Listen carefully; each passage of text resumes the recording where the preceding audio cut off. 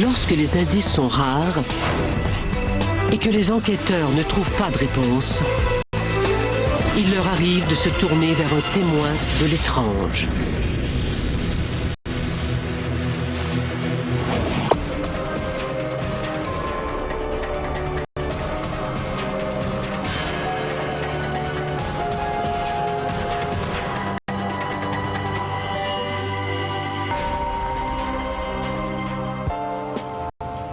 Nous sommes à New Haven, au Connecticut, le 16 juillet 1973. Penny Sarah est hygiéniste dentaire. Elle a 21 ans. Dans l'album souvenir de son école secondaire, elle se disait posséder un cœur rieur et un esprit joyeux. Après le décès de sa mère, 10 ans plus tôt, Penny a apporté un soutien constant à son père et à sa petite sœur. Ce jour-là, Penny profite d'une pause au travail pour magasiner des meubles.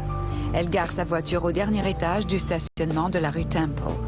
Elle sort de la voiture, mais avant qu'elle ait pu verrouiller la portière, on l'attaque. Dans la lutte, l'assaillant se coupe la main. La jeune femme réussit à s'enfuir dans la cage d'escalier, mais son assaillant la rattrape et la poignarde au cœur. Pour l'enquêteur George Mazzacane, cette affaire serait une simple formalité. On avait 5 témoins qui avaient vu une partie ou une autre de l'attaque. On disposait du groupe sanguin, des empreintes digitales. On avait tout sauf le nom et l'adresse du suspect. La police détient même un suspect. C'est le petit ami occasionnel de Penny. L'homme est convoqué à un interrogatoire et un témoin oculaire le reconnaît lors d'une séance d'identification.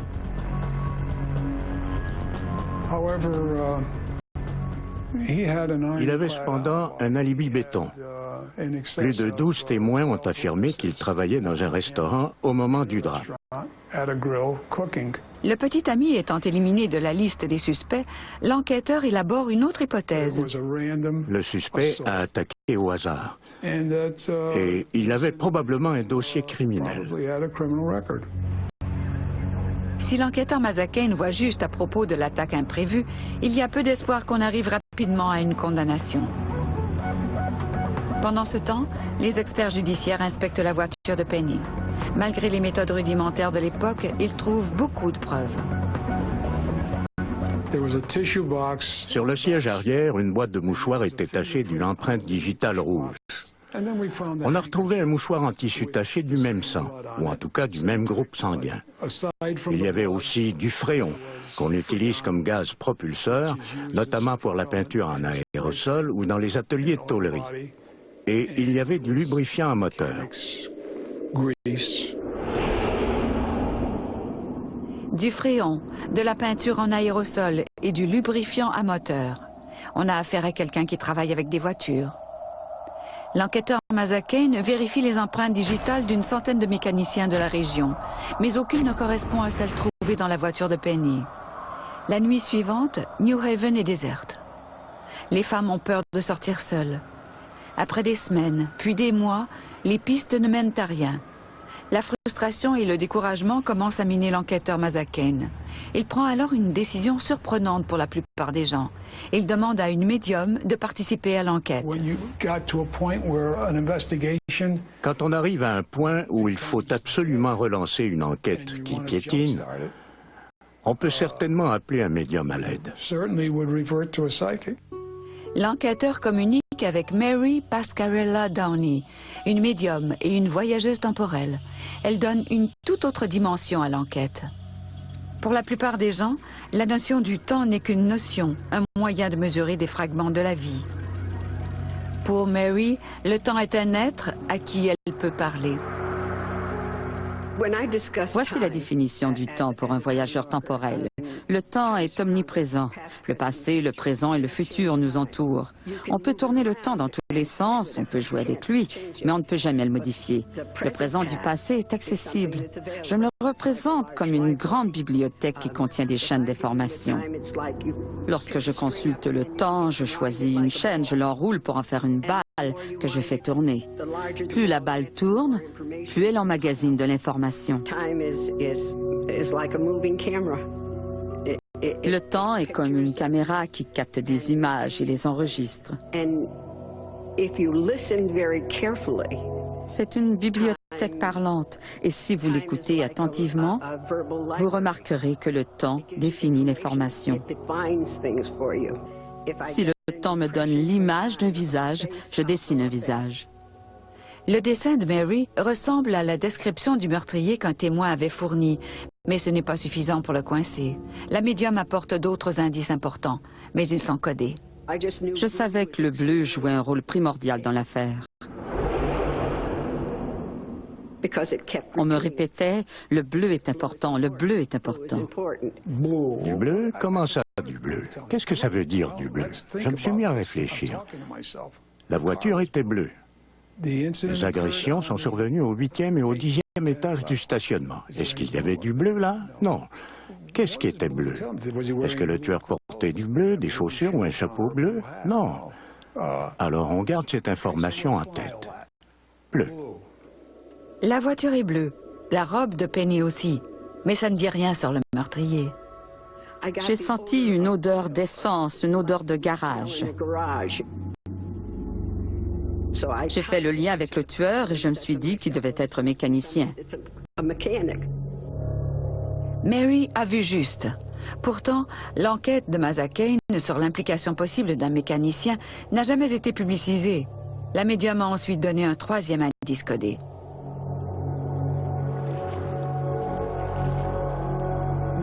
C'était l'eau qui se répétait dans mon esprit.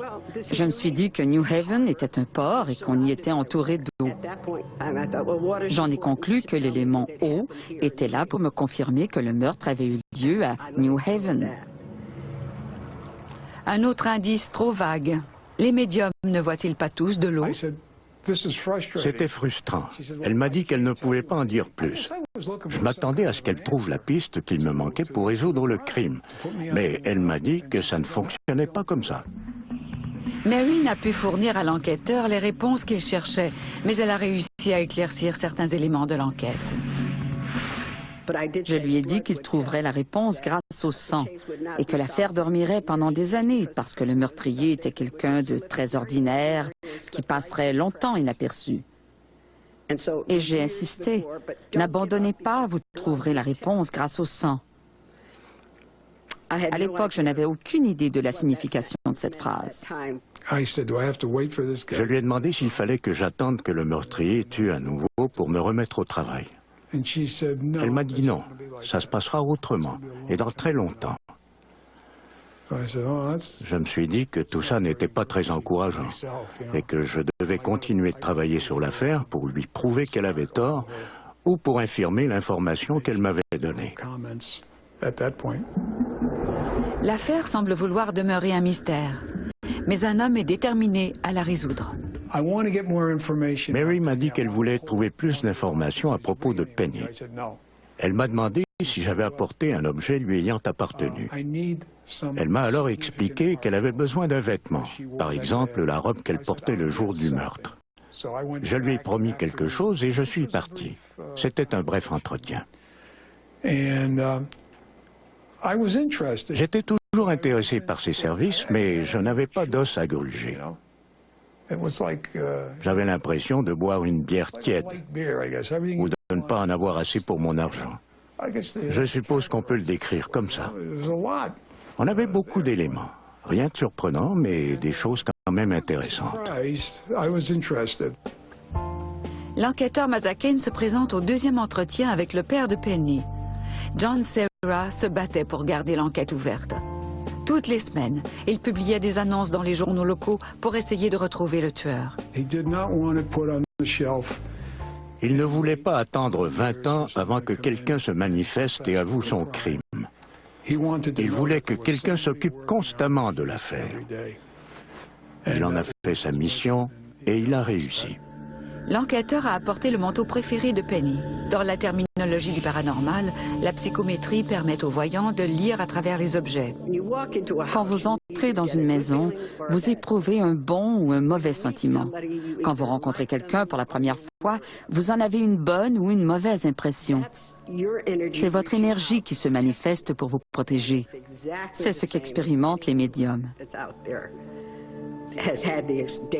L'impression de déjà-vu, le réflexe de prudence qui s'impose quand on rencontre quelqu'un ou l'urgence de partir quand on est dans une maison. Tout ça, c'est la psychométrie. C'est l'énergie qui parle. Elle a parlé de Penny, de sa personnalité. Elle m'a fait part de son interprétation de la tournure des événements. Elle a résumé ce qu'elle m'avait déjà dit. La seule chose qui m'est apparue, c'est la certitude que Penny ne connaissait pas son agresseur, qu'il n'avait jamais croisé sa vie, ni celle de sa famille auparavant. C'était un coup du hasard. Penny était au mauvais endroit, au mauvais moment. Les soupçons de l'enquêteur Mazzacane sont confirmés. Il avait senti que le meurtrier avait laissé au hasard le soin de choisir sa victime.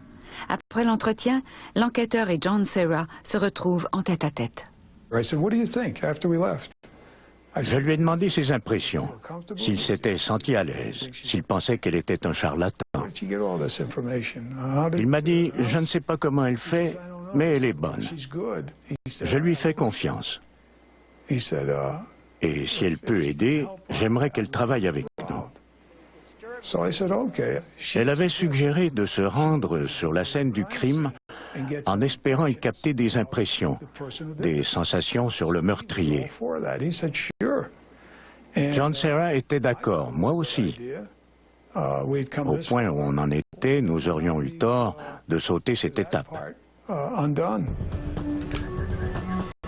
Un an est passé depuis l'assassinat de Penny Serra. Les méthodes d'enquête traditionnelles de la police n'ont rien donné. L'enquêteur Mazzacane s'en remet aux facultés de Mary. And this is actually where it happened? Yes, right in this area here is where she bolted from the car and ran. Cette drôle de paire parviendra-t-elle à recueillir certaines preuves psychiques des lieux des agressions pour enfin attraper un violent meurtrier et ramener un peu de sérénité dans le cœur brisé d'un père? Chased her up this way and then she ran.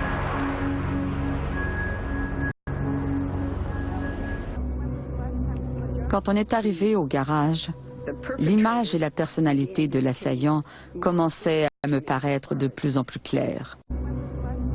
Quand on est arrivé au garage, l'image et la personnalité de l'assaillant commençaient à me paraître de plus en plus claires.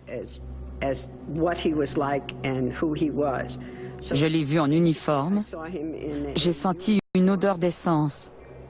Je savais qu'il travaillait dans un garage. Je l'ai vu s'essuyer les mains avec un torchon huileux. Sur le porte-nom de l'uniforme, j'ai vu la lettre E. Donc, j'ai compris qu'il travaillait dans un garage, probablement à titre de mécanicien. Il était maigre et nerveux. Il pesait environ 70 kilos et il était blessé à la tête. Ça faisait beaucoup d'informations à assimiler en une seule fois. De quoi passer une nuit blanche à tout digérer. Pour l'enquêteur, cette visite du lieu du crime soulève plus de questions qu'elle n'apporte de réponses. Je me suis principalement demandé ce qui s'était passé exactement et ce qui a bien pu traverser l'esprit de cet homme avant le meurtre. Ce sont les questions qui ont été soulevées par cette visite. Dans le garage étagé, on avait à l'esprit que Penny était une fille adorable. C'était un rayon de soleil. Elle me fait penser à un de mes enfants. Logique, raisonnable, sensée, douce et compréhensive.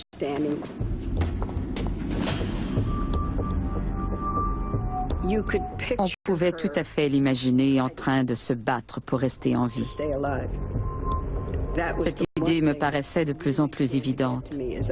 Je savais qu'elle s'était acharnée pour rester en vie. Ça m'a bouleversée. Je me suis demandé pourquoi personne ne l'a entendu crier. Parce que c'est sûr qu'elle a dû crier, hurler. Je ne veux pas qu'on pense que j'ai eu une expérience mystique. Ou peut-être que j'en ai vécu une, je ne sais pas. Mais c'est l'impression que Mary m'a donnée. J'ai vraiment senti qu'elle recueillait de l'information grâce à un don qu'elle avait. C'est la première fois que je vivais une sensation pareille. Et pourtant, j'avais déjà travaillé avec des médiums. Et j'ai collaboré avec d'autres médiums après Mary. Mais jamais je n'avais senti à ce point que j'allais recevoir de l'aide. Ça ne s'est jamais plus reproduit.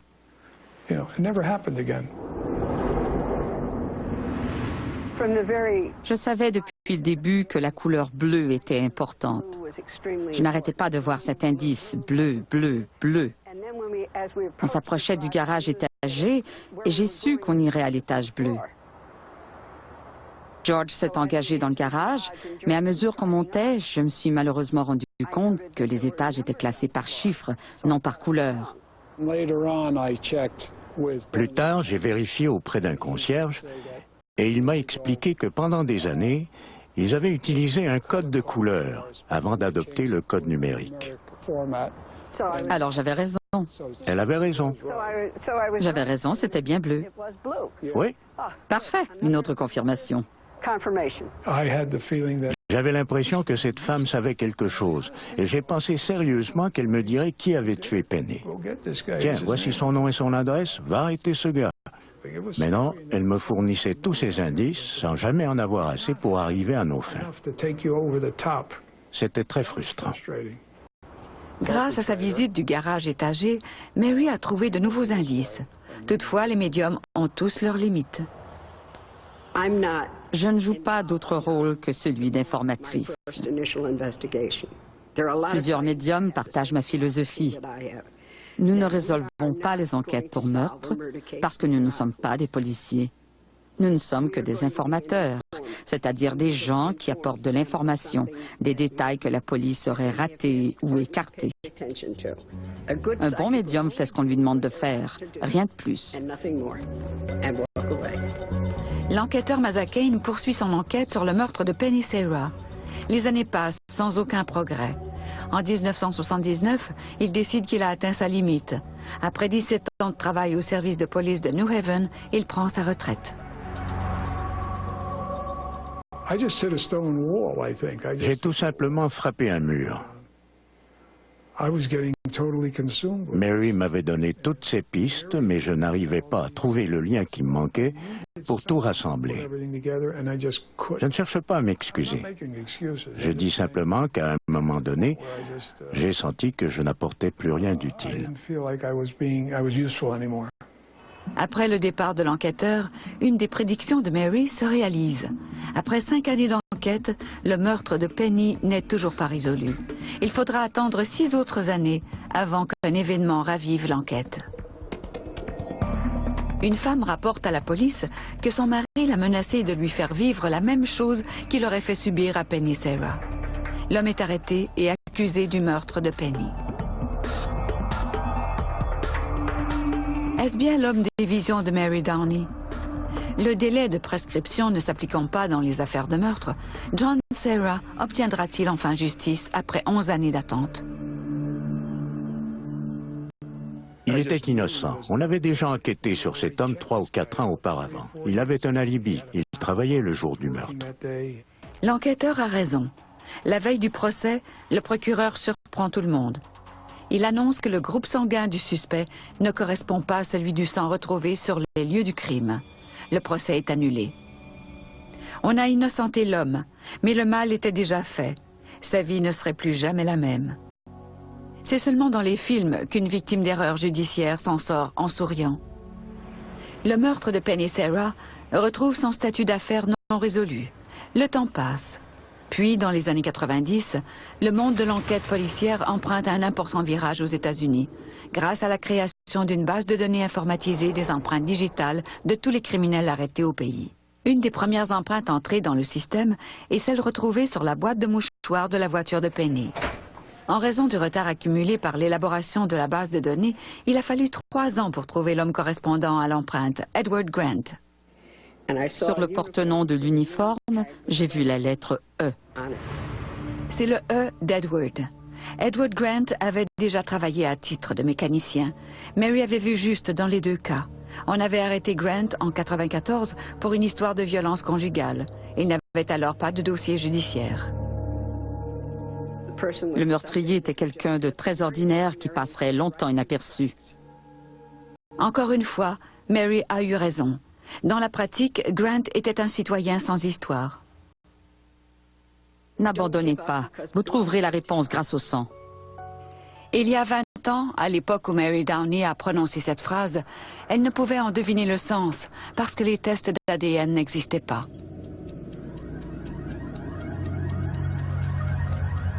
Il est ensuite apparu que le jour du meurtre, Edward Grant s'est rendu dans un hôpital pour vétérans afin d'être soigné pour une vieille blessure à la tête.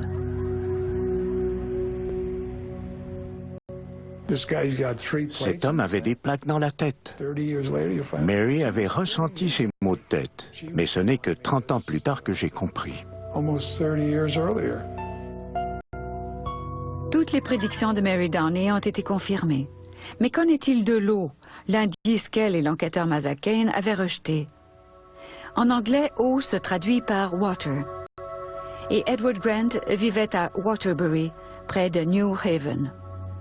La correspondance entre les empreintes digitales de Grant et celles de la base de données a permis aux enquêteurs de comparer l'ADN de l'homme avec celui du sang retrouvé. Le résultat est positif. Je n'en croyais pas mes yeux, mais j'y croyais quand même. Je savais que c'était lui. Le 24 juin 1999, presque 26 ans après le crime, Edward R. Grant est arrêté pour le meurtre de Penny Sarah. En septembre 2002, on l'a condamné à une peine de 20 ans de prison. Il ne sera admissible à la libération conditionnelle qu'à l'âge de 80 ans. Il a clamé son innocence jusqu'à la fin du procès. On ne saura peut-être jamais pourquoi il a tué Penny Sarah. Malheureusement, le père de Penny Sarah, qui s'était battu pendant plus de 20 ans pour retrouver le meurtrier de sa fille, est décédé 8 mois avant l'arrestation d'Edward Grant.